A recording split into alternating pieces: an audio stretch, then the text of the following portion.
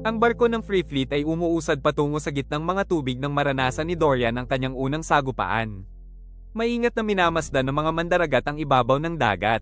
Ang mga bahaging ito ay kilala sa mga hindi nakikitang bahura at mapanlinlang na agos na madalas nagsisilbing patibong sa mga baguhang patrol. Isang sigaw ang umalingaw-ngaw mula sa observation mast. Isang pirate corvette ang papalapit, magaan at mabilis, may itim na layag na nilespag ng dagat. Ang ganitong uri ng barko ay tradisyonal na ginagamit ng mga scout crew ng koalisyon.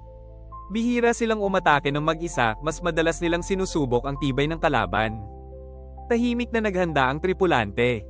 Ang mga umiikot na kanyan ay kinalkalan at ang mga grappling hook ay inayos sa kubyerta. Naramdaman ni Dorian ang pagtibok ng kanyang puso kasabay ng alon. Hindi pa niya kailanman hinarap ang digmaan. Ngunit lumaki siya sa paniniwalang ang sandaling ito ang magtatakda ng kanyang buong buhay. Nang lumapit ang corvette, namangha si Dorian sa liksi nito. Ang mga barkong ito ay idinisenyo upang humagod sa mga alon sa napakabilis na takbo.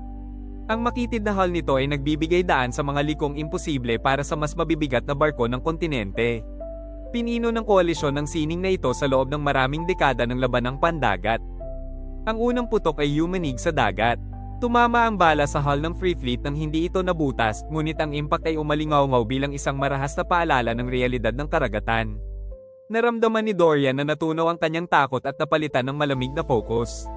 Tumakbo siya patungo sa mga posisyong itinalaga sa kanya. Gumanti ang mga mandaragat. Ang mga kanyan sa gilid ay naglabas ng ulap ng usok na tinangay ng hangin. Tumama ang putok sa corvette sa bandang rail. Isang tipak ng kahoy ang sumabog at bumagal ang galaw ng kalabang barko. Ito ang unang pagkakataong nasaksihan ni Dorian ng isang labanan sa harap ng kanyang mga mata. Iniutos ng kapitan ng paghabol. Umiwas ang barko ng Free Fleet sa tulong ng mga pinatibay na layag. Naabutan nito ang corvette na nahihirapan. Isang maikling boarding ang sumunod.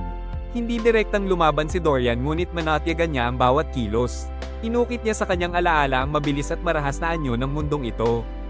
Nang matapos ang lahat, muling naging tahimik ang dagat.